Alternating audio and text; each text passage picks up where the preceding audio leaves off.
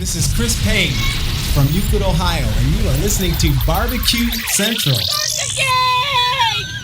Let's go! We'll do it live. Okay. Well, do it live! I'll write it and we'll do it live! So to get that perfect barbecue, you use wood. Are you sure it's safe? Whatever. We put the lighter fluid on, strike the match, and... Oh! Should we call the fire department? That might be a good idea.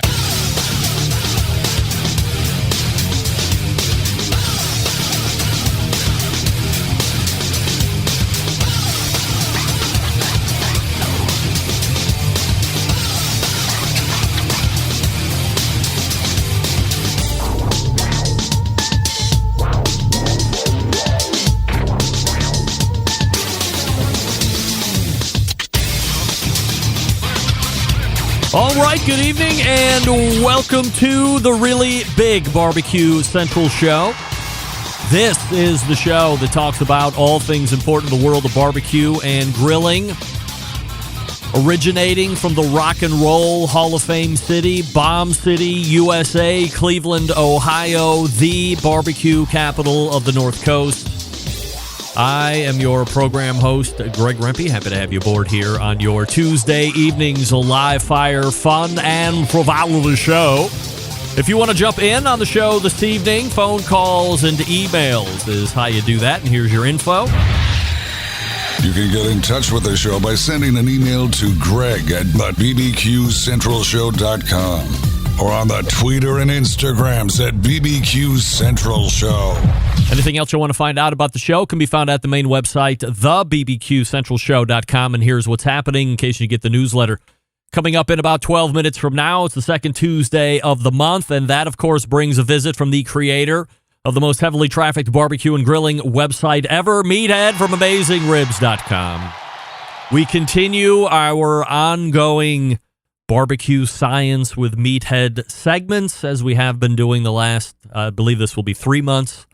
We took the last month off. Well, Meathead didn't. Meathead was standing by and ready. I took the show off last month on the second Tuesday, so we recover this month, and we will be talking about The Rock. And I'm not talking about crack cocaine.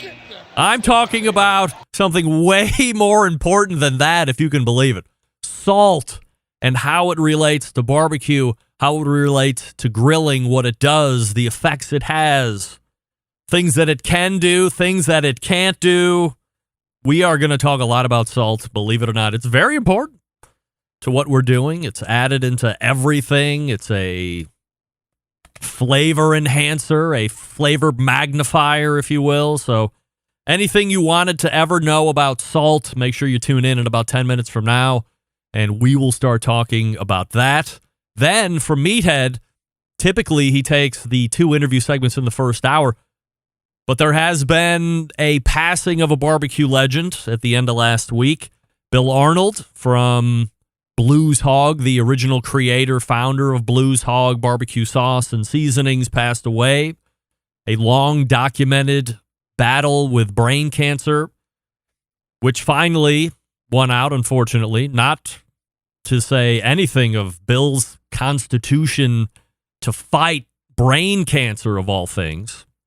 But fell short last week, and I wanted to have somebody on to talk about Bill, do a little bit of eulogizing and remembering, and perhaps for those that are new to the show, new to live fire, new to barbecue specifically, and competition, to introduce you to Bill Arnold in a way that maybe you won't get anywhere else, and talk about the history of Blues Hog and how it was founded by the current owner of Blues Hog, Tim Scheer from Shake N Bake BBQ, also the owner of Gateway Drum Smokers.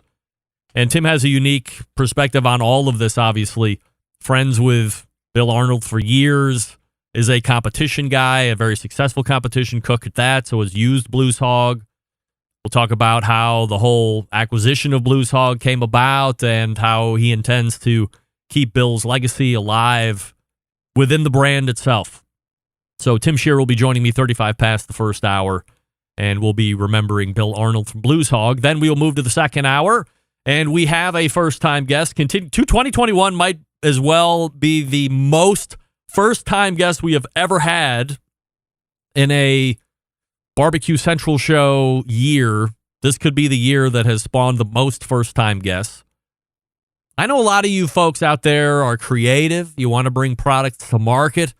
Maybe you don't have deep pockets like a lot of these other huge businesses do. And even if you're a huge business and you listen to the show, and you don't want to use your own funds, you don't want to sell off some stocks, you don't want to go to the bank, what's really popular and has been for a number of years? Crowdfunding. How the hell do you go about crowdfunding and make it successful? Well, you might want to listen to my 14 past the second hour guest as we welcome in first-timer to the show, Will Ford from Launch Boom. Can you imagine a company that will help you get the video, the product, doing all this stuff well in advance of day one launch, so much so that the vast majority of the campaigns that Launch Boom has been taking on fully funded after the first day? Can anybody say that outside of partnering with Launch Boom? Sure, there might be times here and there when a company might strike gold or it's a flash in the pan, whatever analogy you want to use. But Launch Boom is doing it in a way that nobody else is doing it, specific to the market.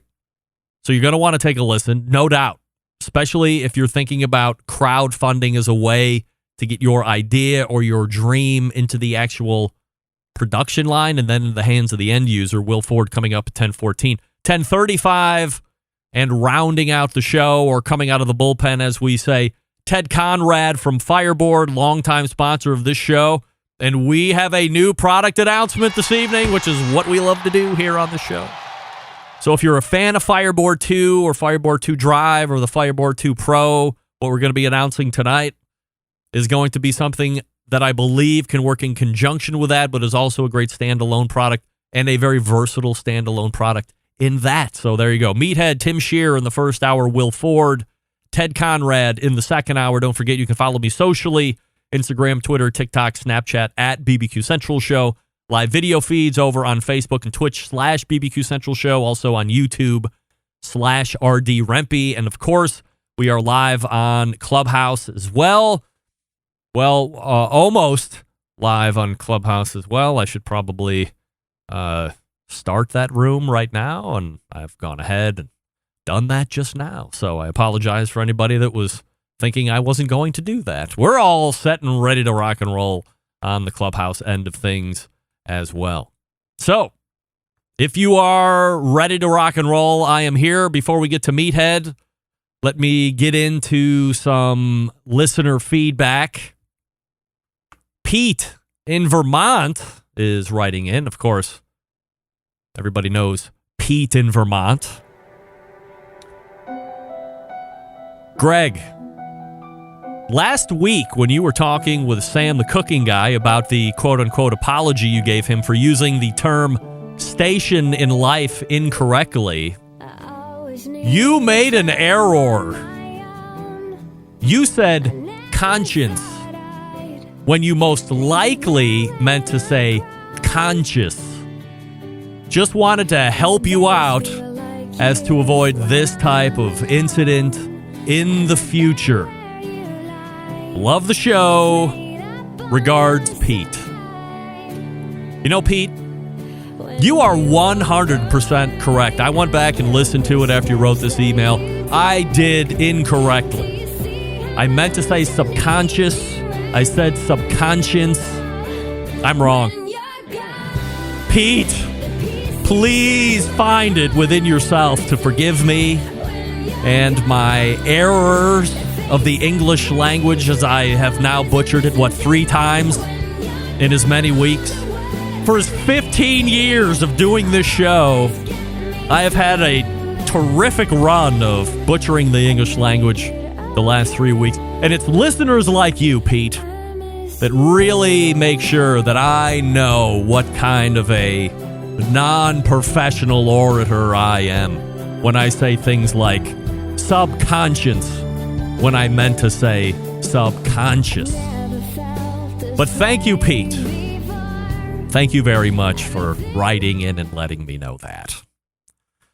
Fred in Arizona writing in. Greg, checked out the second hour on Saturday. Is it me or did Brad from getting basted kind of blow off the Jack Daniels win when you asked him about it. Yes, he did say it was a great win, but when you asked him if it was his biggest, he certainly didn't say yes right off the bat. I found that to be interesting, to say the least. Love the show. Regards, Fred. Thank you for writing in, Fred. And Corey from Ohio weighing in.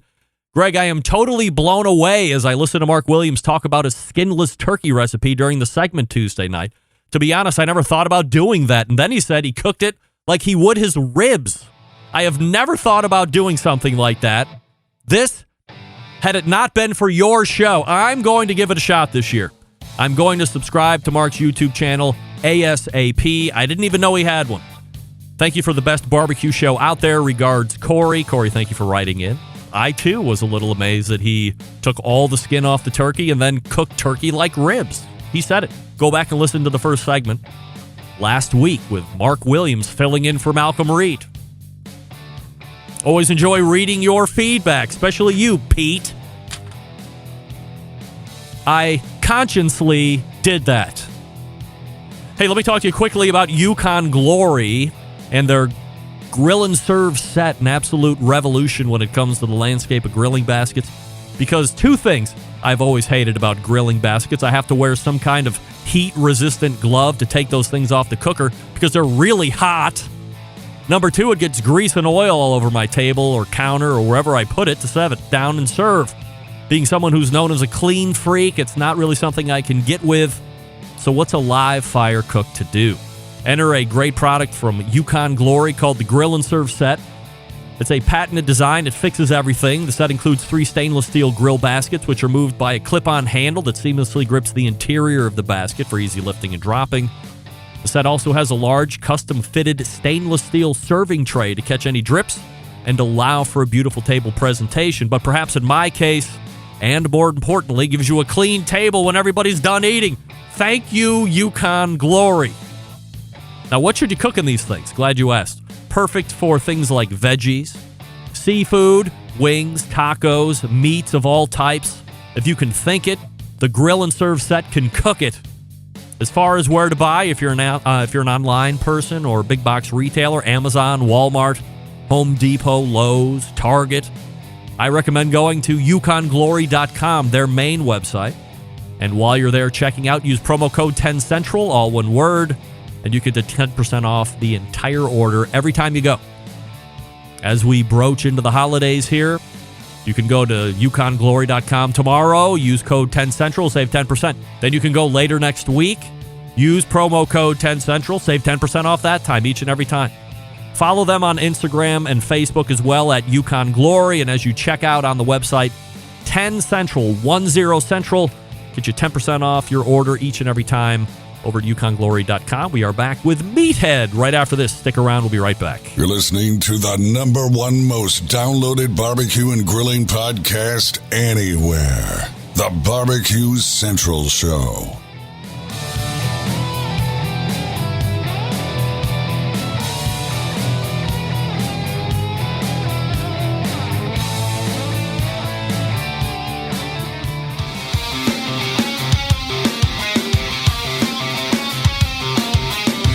Broadcasting live from the BBQ Central Show studios in Cleveland, Ohio.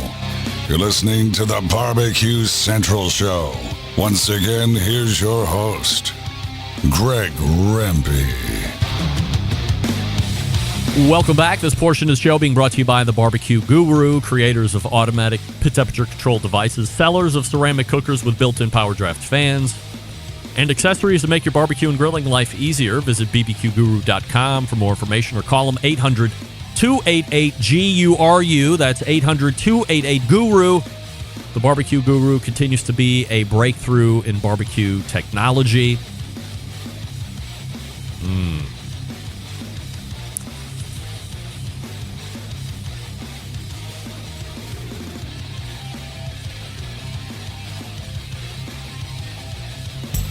That's right. I knew I had it somewhere. A lot of different pages. Hey, it's the second Tuesday of the month, and you know what that means. A visit from none other than pal of the show and the creator of the most heavily trafficked barbecue and grilling website, Meathead from AmazingRibs.com. Hey, Meathead. Hey, Greg, and hello, Centralites. Good to be back. I missed you last pull month. that microphone up to you. Don't sit away from that. Come on, you know how we do it here. Get uncomfortable, love Eat the it. mic, We he want to said. hear Eat the mic. proximity effect that microphone gives you. That's right. Always eat the mic. So we're happy to have you. My apologies for last month. Meathead is I unceremoniously took a Tuesday off, which I rarely do. But very busy times and desperate measures and all these other things, you know. You're a grown man. You got a big family, you know. I'm looking forward to hearing the Fireboard announcement tonight. I know what you're going to announce, and anybody who's listening out there, you want to listen to this. This is going to be good. No doubt about it. Meathead from Amazing. And I got an announcement too. Are we going to do it right now? Well, no, you don't know about this one. Well, should I give? Is this what you would call breaking news? Breaking news. A Barbecue Central Show exclusive news update. Greg Rempe reporting from the breaking news desk here in Cleveland, Ohio, the city that breaks the most live fire breaking news whenever it's breaking across the country, nay, the globe. And we go to the windy city of Chicago for Meathead. I love you. We are losing at AmazingRibs.com our stalwart long-term editor, David Joachim, a guy who really knows a lot about cooking. He's not a household name in the barbecue world, but he's co-authored with a lot of chefs, 20-some cookbooks or so, and he's taken a job with a faux meat startup.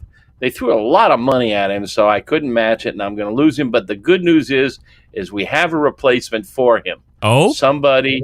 Yep. You ready? Odell Beckham Jr. Great. Well, make sure you keep some money in escrow, because when you have to offer him a buyout because he's become disenfranchised with the franchise, then you have some money to let him go to the next. He's a free agent, and we gobbled him up. Yes. Oh, my goodness. Did the Bears sign him today? No. Oh. I hope not. We'll see what happens there. I mean, what can I? But we did lose David, and I think we will soon have an announcement. I think it's a pretty cool announcement, but not Odell Beckham. All right, so Meathead, we have been for the last couple months doing barbecue science with Meathead. We've talked about the stall. And we talked about something else that's escaping me right off the what was the second topic that we talked about? It's the hell out of me. Before we dive in, I listened to you and I listened to the ramp up. Let's talk about skinless turkey. All right. I mean, all right. Half the fun of turkey is the skin. In fact, the meat itself. Yes. The meat itself is really bland and boring. And you can put all the seasoning you want on the surface. And we'll get into this when we talk about salt. It ain't going in. It's just sitting on the surface. So, I mean, if you're going to take the skin off, now, okay, smoke will be nice flavor and everything. But if it's just not that much fat. I mean, worrying about what you eat will kill you faster than anything you eat, folks. Once a year, you can eat the skin on the turkey and enjoy the turkey. Good God. Most of us eat cardboard turkeys on Thanksgiving. Just enjoy the skin. If you do it right, it's crunchy, it's flavorful. I don't mean to disrespect the gentleman who had the great idea of doing skinless turkey. I did skinless chicken for years because I thought it was going to give me a heart attack, and I finally snapped out of it. That skin is good stuff. Well, go back and listen to Mark Williams' segment. He sat in place of Malcolm Reed. Mark works with Malcolm Reed over at How to Barbecue Right. He's a very accomplished competition cook. And I will say, in Mark's defense, I believe his mother-in-law was the one that challenged him to do something like this. So he took all of the skin off. Actually, he has a YouTube video of it, and he did take quite a bit of I'm aware of it. Iconoclast stuff from the comments saying, "What are you doing? That's the best part of the turkey." I gave him a little bit when he was on, and certainly he agreed. He likes chicken skin or turkey skin as well, but said the end product was actually very good. So go back and take a look. Well, if you don't overcook it, one of the secrets is get the darn bird off the smoker or out of the oven at 155 to 160. USDA says 165. You don't want to monkey too much with poultry. Poultry is rife with salmonella. 90% of it has salmonella.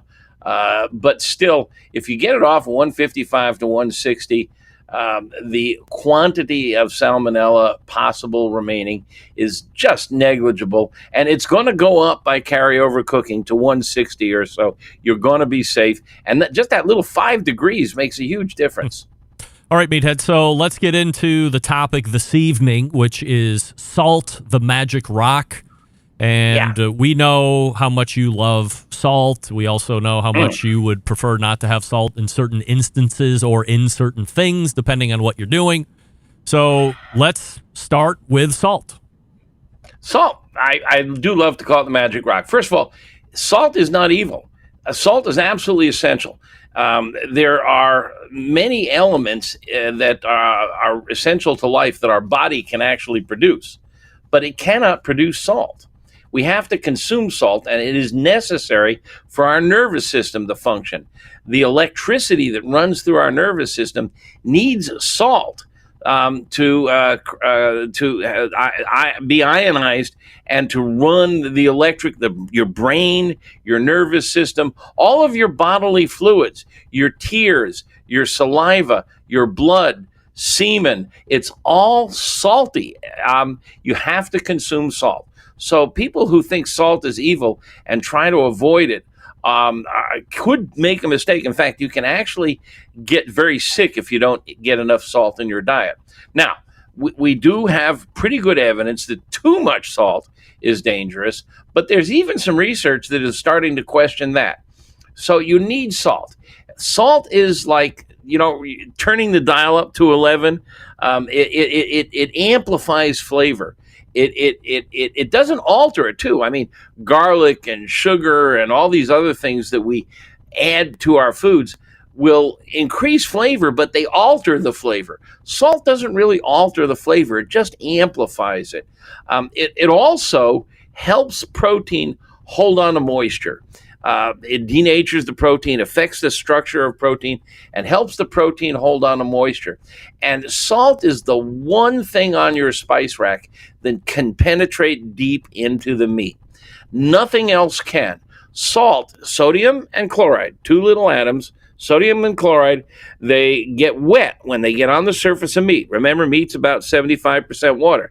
And when they get on the surface of the meat, they get wet and they get electrically charged. And they can migrate deep into the meat, but nothing else can. So if you're going to take your turkey and you're going to stick it in a beer cooler and fill it with apple cider and dump a bunch of salt and garlic and black pepper and all that other stuff in there, the salt will penetrate, but nothing else will. You've wasted a ton of money and all the hassle of trying to keep it cold and keep it safe. Waste of effort. If you want garlic and black pepper and sugar and all that stuff on your turkey, sprinkle it on the surface. That's what rubs are for.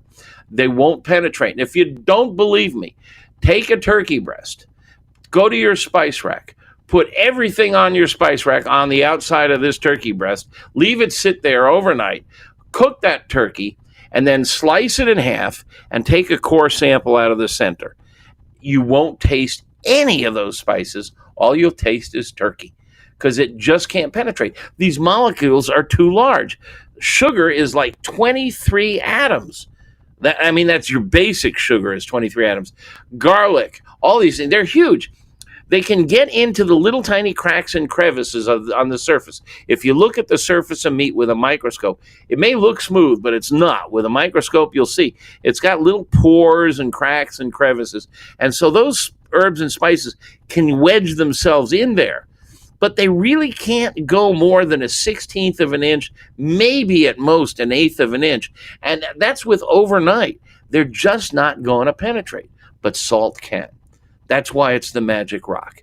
Salt can get down in there. And when it gets down in there, it messes with the proteins, helps it hold on to more moisture, so you're going to end up with more moist food, and then it amplifies flavor. So you want to use salt. The key is not to use too much.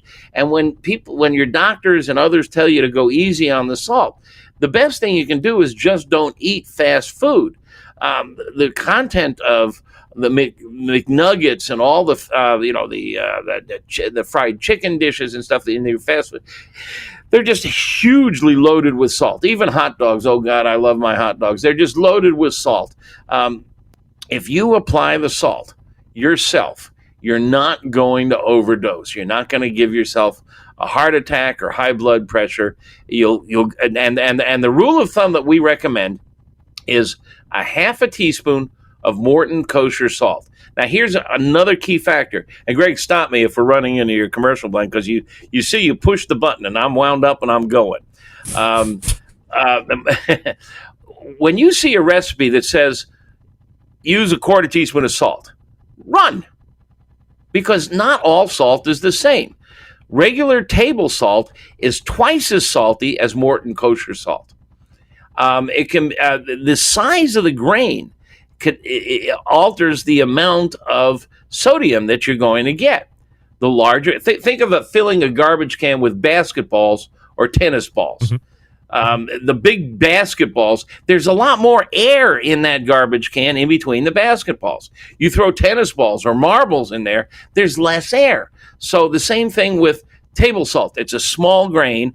Morton kosher salt is a larger grain. And one of the reasons we like it is it doesn't have many additives, and it's easy to pinch it at all the recipes on our website are Morton kosher salt. Now, if you see a recipe that just says kosher salt, run, because there are basically two kosher salts. There's more, but there are two common ones, Morton's and Diamond Crystal, and they're different grain sizes. So the salinity is different.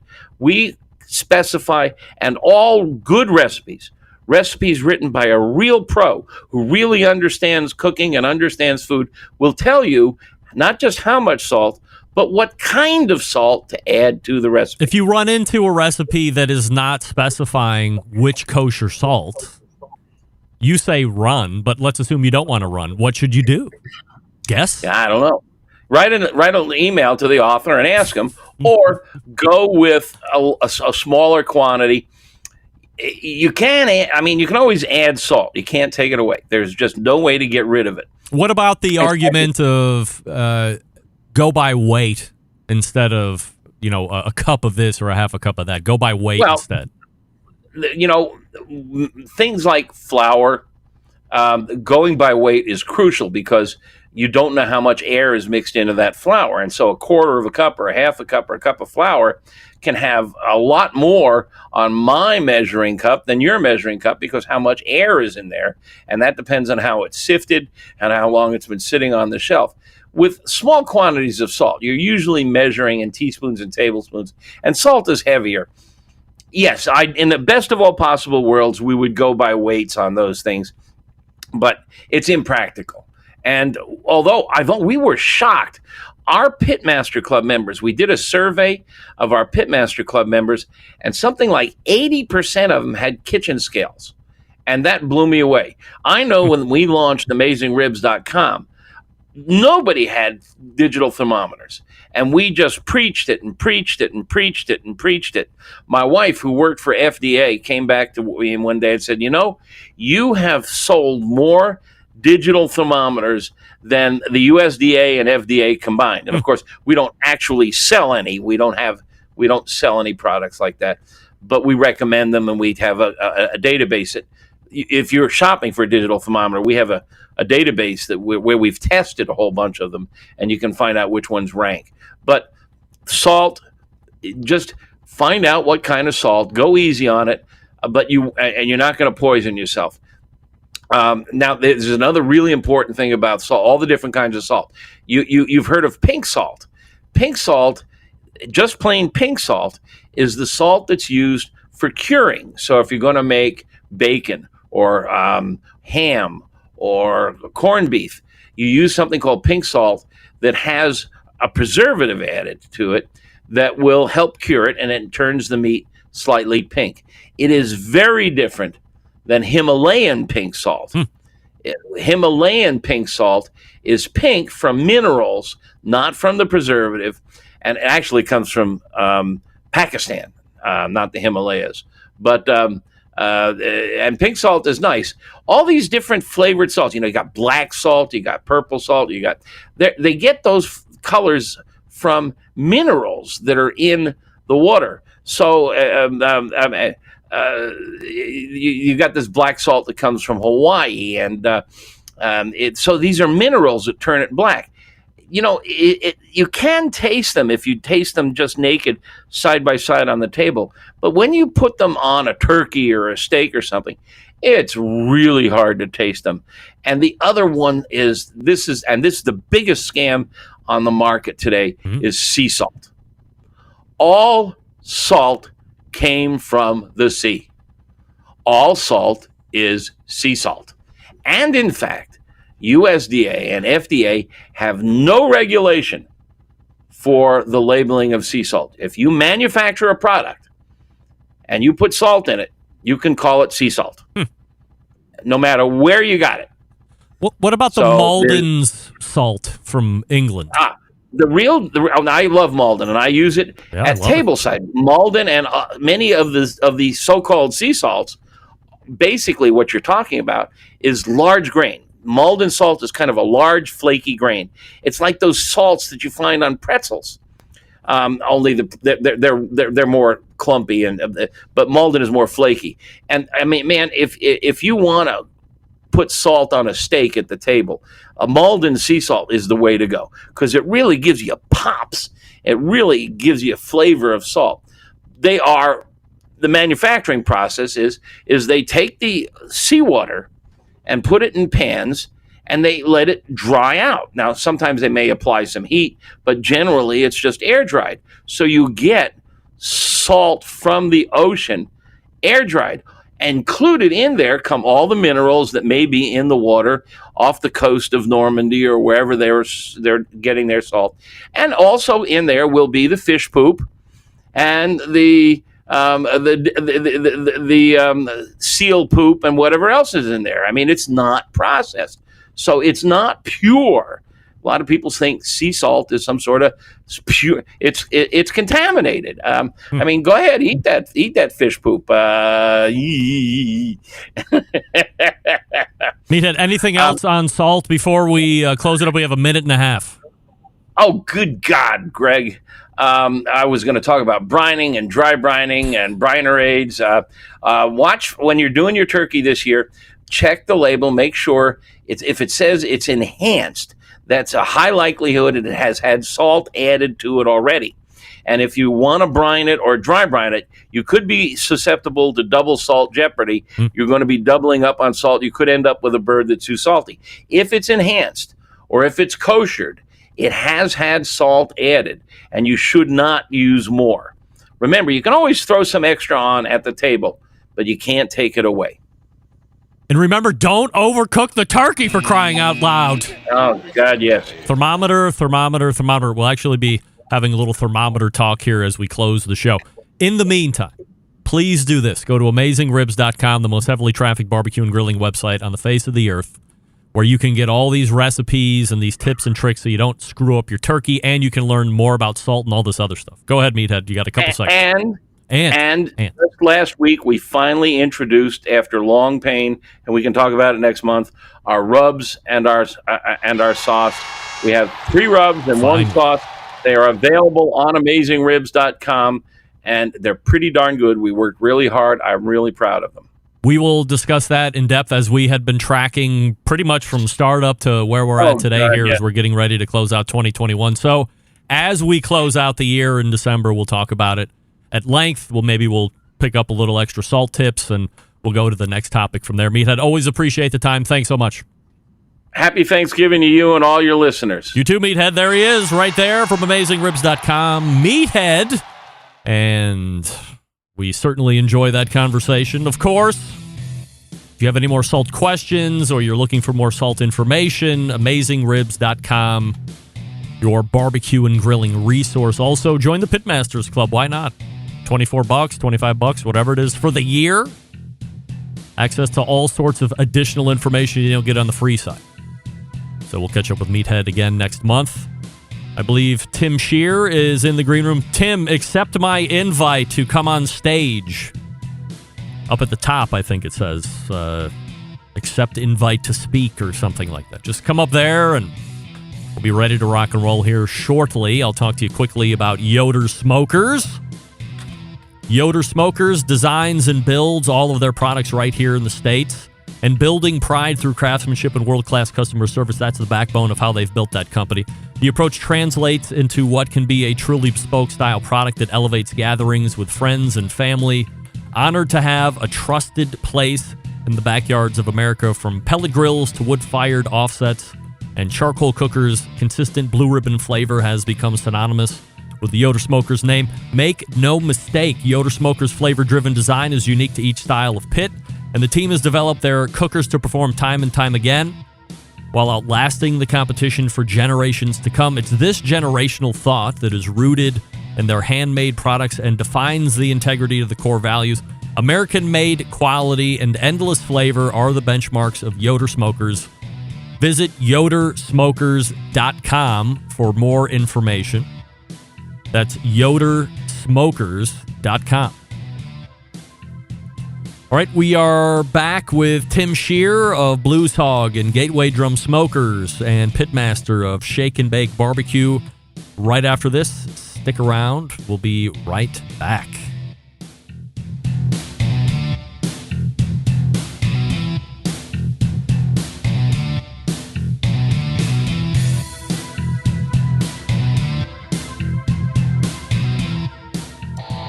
Howard Stern, Jim Rome, Dan Patrick, and Greg Rempe. The Mountain Rushmore of talk show entertainment. Now, let's get back to the BBQ Central Show. All right, this portion of the show being brought to you by cookinpellets.com, your number one source for quality wood pellets for all your pellet-driven cookers. Visit cookinpellets.com for more information, to look at other products as well, or you can purchase. cookinpellets.com. CB and the gang over there in Wisconsin doing cooking pellet type things. My next guest is one of the top pitmasters on the KCBS circuit, finishing 133rd this year in Team of the Year points. Owns Gateway Drum Smokers and Blues Hog brand, and as many of us know, Bill Arnold, the creator, the original owner of Blues Hog, passed away last week from a lengthy battle with brain cancer, as I'd referenced in the open of the show. Here to talk about Bill, what Blues Hog has meant to the barbecue industry, and what his relationship with Bill meant to him, is the pitmaster of Shake N Bake BBQ, friend of this show, Tim Scheer, joining me. Hey, Tim. Hey, Greg. How are you, buddy? I am okay, and I hope you're doing well. I appreciate you jumping on here with me this evening to do the segment. And, you know, I know there's a lot of people making their way through this process of losing Bill last week, and you are one of the closest ones to him for sure. As you have been forced into looking back at your relationship together, what are those first things that come to mind when you think about Bill? Just laughter comes to my mind. You know what I mean? Bill was one of the guys that when he walked in any room, he lit it up, and he was instantly friends with everybody there. So, just happiness and joyful and positivity and, just an amazing character, really. I mean, just a class act and so much fun to be around.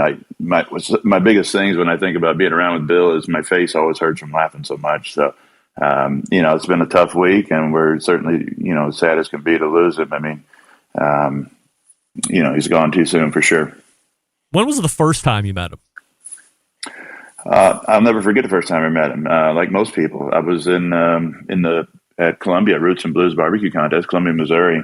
Bill was cooking down the street from me, and it was one of our first, competitions. And, I'm just cruising along down the street, and here he is. And of course he strikes up a conversation, and I sit there and talk to him until probably 2 a.m., and never forget it. I mean, I was just blown away with him and the stories he was telling me. And, he just literally, we hit it off and act like we knew each other forever, just like he did with everybody. It was outrageous. It was cool.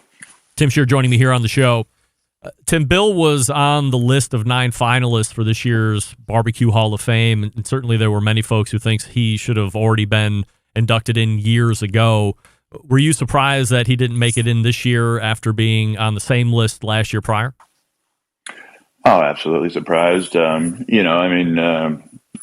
If anybody's a Hall of Famer, Bill is. I mean, there's no question about it. And, he would have loved to have that honor, but, in typical Bill fashion, that's not why he did things. You know what I mean? He didn't do things for the money. He didn't do things for the recognition. He did things because he loved it. And he loved making other people happy with his creations, and that's what he was all about. So, Hall of Fame or not, I mean, it really doesn't matter to him at the end of the day. People know what he was about and what he did. The Hall of Fame hasn't really come to any type of prominence except over the last handful of years as the American Royal kind of took it over from that weird online presence that it had when it was initially born. In private conversations, did Bill ever express to you interest in getting in or feeling like he should have been in there, or is that just not his style? He was worried about it last season more than he was this, and we talked about it, and I kept him updated on on him making the finals and everything. He was excited about that, and this year we didn't really worry about concerning him with it. I mean, his health was declining, and we just wanted to keep it positive and.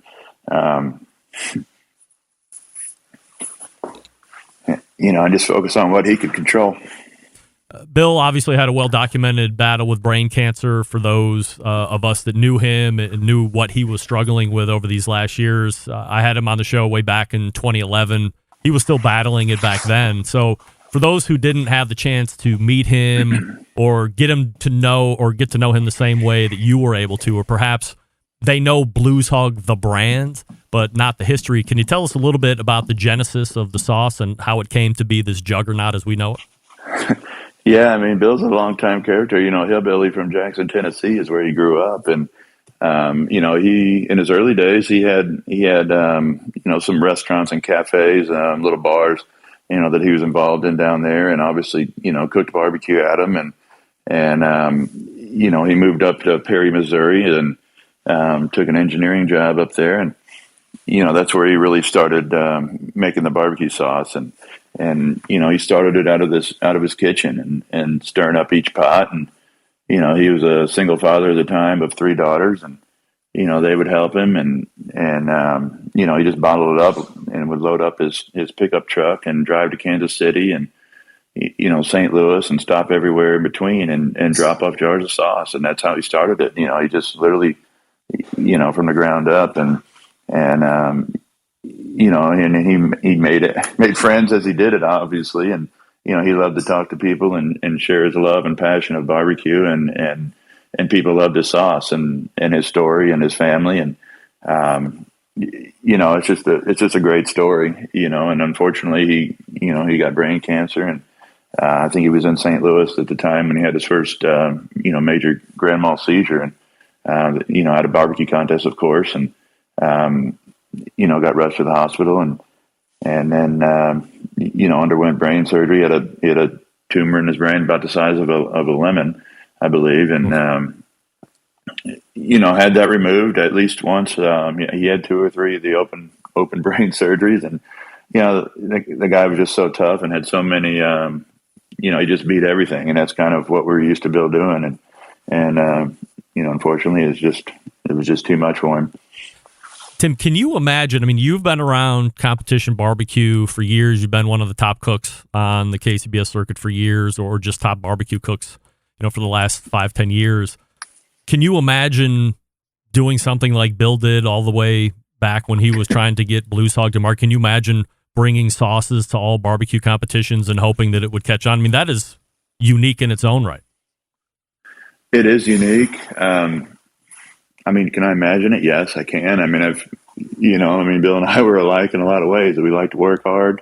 We like to play hard, and we like to, we like to spread our love for what we do. And I can imagine it, but the way Bill did it, and as hard as he worked at it, with all his obstacles in between, it's just absolutely, mind-boggling that he did it and pulled it off, and that he carried the brand to where it was and won as many awards, and, just brought it up to the level that it was at. And I'll never forget when he called me and said, "Tim, I want you to buy the company." And I was just like, "You got to be kidding." You know what I mean? Of course I'll do it, and, it's just an extreme honor when I didn't think he was serious at first, obviously, because he's so funny about everything. But no, it's one of my best memories, bringing Bill around to, different sauce co-packers, and he and I would, go in and taste and sample and make sure the quality was right. And, I just learned a ton from him. No, I can't imagine that part of the whole process. Certainly I was going to ask you about how the old acquisition came about, but you fill us in nicely there. So we don't need to go back over that. But as you guys are going to co-packers to figure out if they're going to be able to hit the Blues Hog recipe, as you had mentioned 10 minutes ago, this is a sauce that's born out of the kitchen. I mean, as well as anybody, and I make my own sauce as well. It's going to be pretty hard to take my sauce somewhere and have something returned back to me that's going to be balls on, let alone a legendary sauce. Taking that now to a co-packer and trying to get the returns. Was that quite a process? It was the most stressful process of my life, Greg. I bet. So here I am, responsible for the best sauce on the planet. You know what I mean? And, you talk about pressure. We went through probably 100 samples, of different things and several different co-packers. And, we fought our battles to get it right. And, Bill helped me all the way through it. And, it's one of those things that it was, like I said, it was the most stressful thing I've ever done, but I wanted to do it for Bill and for the brand. Tim Scheer joining us here from Shake N Bake, talking about Bill Arnold and the history of Blues Hog.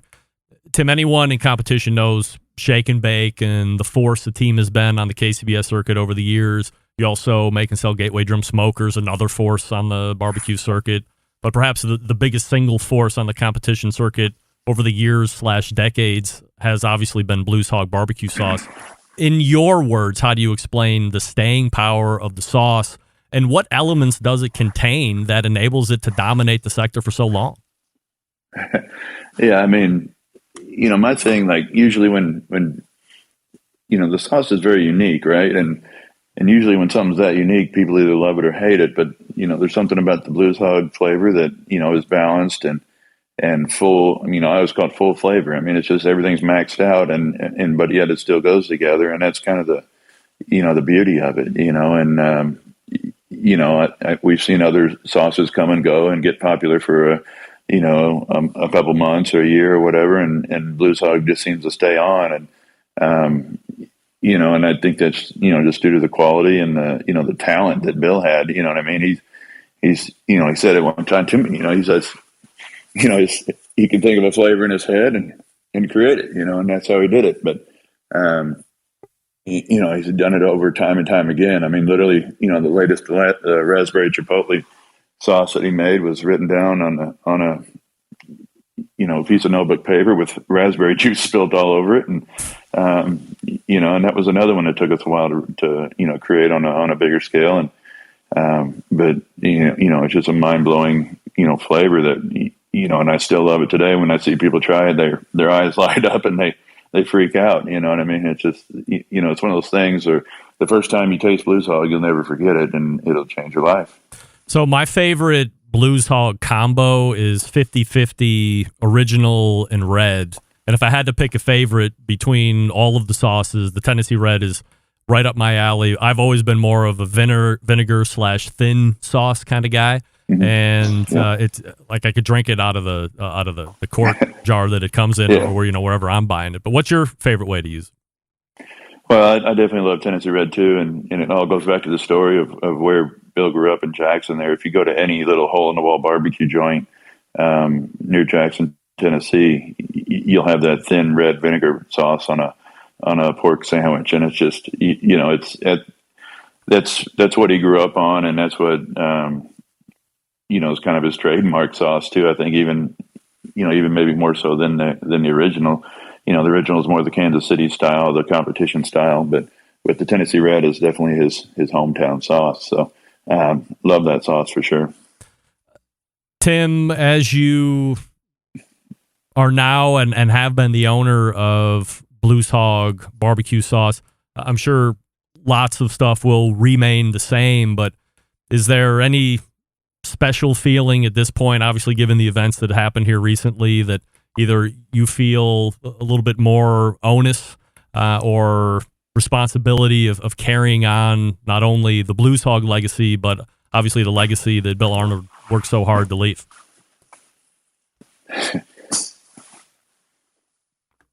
You're killing me, Craig. Yeah, it'd be tough. It'd be tough to live up to Billy, and never will. But it's one of those things that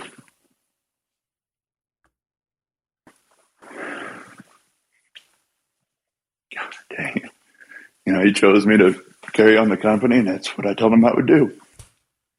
Tim, I think it's great that you were so willing to take it on. I mean, as somebody who has seen the success that you've had, and all the people that are the people in the industry, you're in business and you know what it's all about. Even outside of the barbecue business, you're in business as well. So to see the opportunity there, but I think the overriding thing that I'm getting from this conversation and the conversations that we've had in the past is you realize the importance of what this particular company meant to the industry that you love being a part of, that you love giving back to. So being able to take on ownership of Blues Hog is something that you weren't going to turn down, not even for half a second. So I really appreciate the time you're giving me here this evening, and I know you're fighting through it, which I certainly appreciate as well. So the insight and the stories are fabulous, and I think this is something that folks that aren't familiar with Bill or you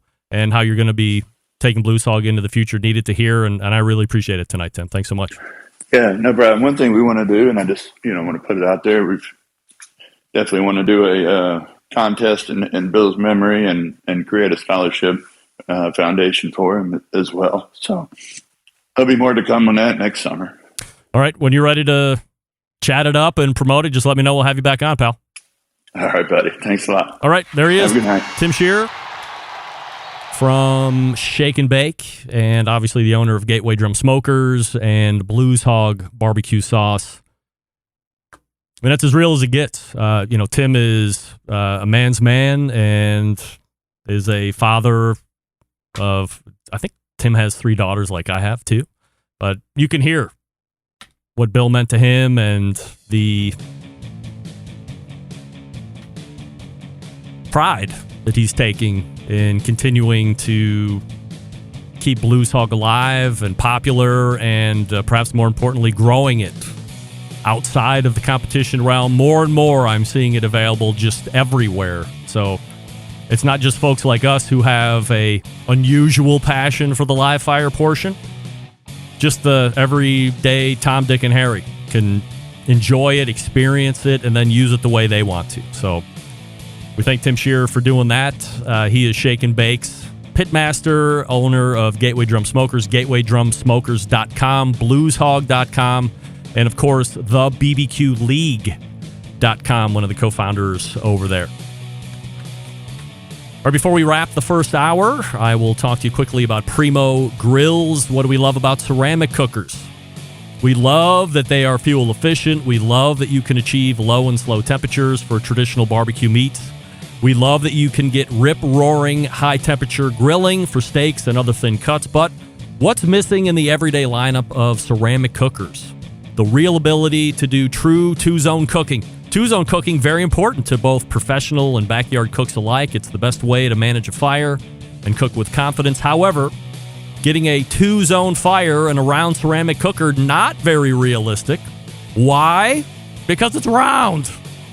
Enter Primo Grill and their game-changing oval design. This shape gives you the ability to execute the two-zone setup that you desire. It also gives you the other ceramic grill benefits as well. Really, when you break it down, there are more than 60 different ways to configure the Primo cooker, so you are only limited by your culinary imagination. Recent upgrades. The lift hinge, yes. The air dampers, top and bottom, yes. The release of the Primo Grill rotisserie accessory, yes. And believe it or not, folks, I just heard from Nick Bauer the other day. The new accessory is in. He's coming on next week. And we're going to be talking all about it, so stay tuned for that. I believe that will be the Primo Grill pizza accessory. Here's the bottom line. Best ceramics in the biz, yes. Patented technology, yes. True two-zone cooking capabilities, multiple sizes, yes and yes. If you just have to have a round one, they have those too. But really, how about the oval, for Pete's sake? Change it up. Live a little. Be the talk of the town. Be the king of the castle. King in the castle. King in the castle. Get an oval one. PrimoGrill.com is the website. Follow them on Instagram and Facebook at Primo Grills. And we're back to wrap the first hour right after this. Stick around. We'll be right back.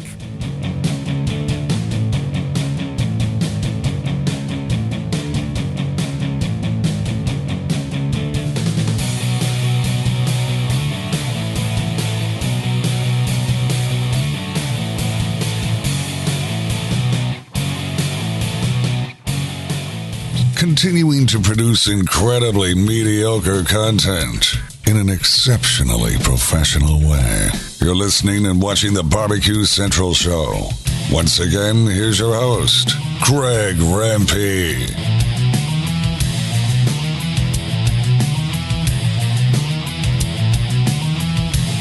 All right, welcome back. We thank Tim Scheer once again from Gateway Drum Smokers and BluesHog.com, the BBQLeague.com, Shake N Bake BBQ, for talking about his time with Bill Arnold and the genesis of Blues Hog, how the sauce has grown and what he's looking to do with it in the future.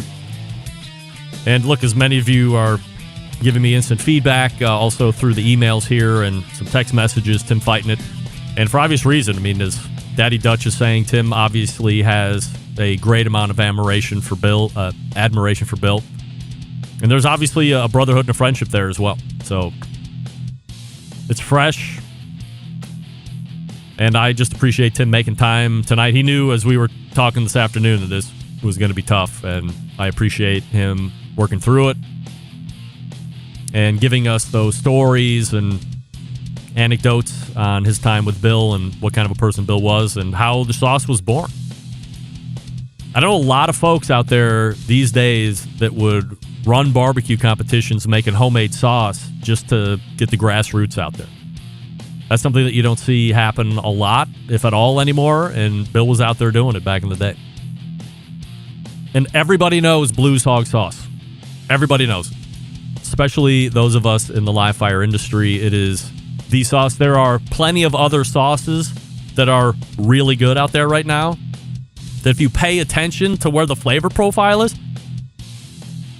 it's Blues Hog, but under a different name. There are so many flavor characteristics of Sauce B compared to Blues Hog. It's just Blues Hog, but under a different name, pretty much. So I thank Tim again for doing that. If you haven't had any yet, blueshog.com, the website, go check it out. Definitely grab the original. Definitely grab the Tennessee Red. They also have the raspberry chipotle, I believe you said. There's a mustard-based sauce. There's a competition-based sauce in there. Get them all. Try them out. I mean, they're so good.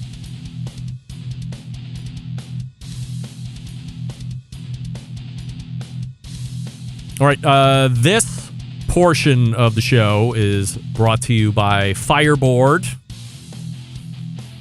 which we will talk to Ted Conrad here at the end of the show.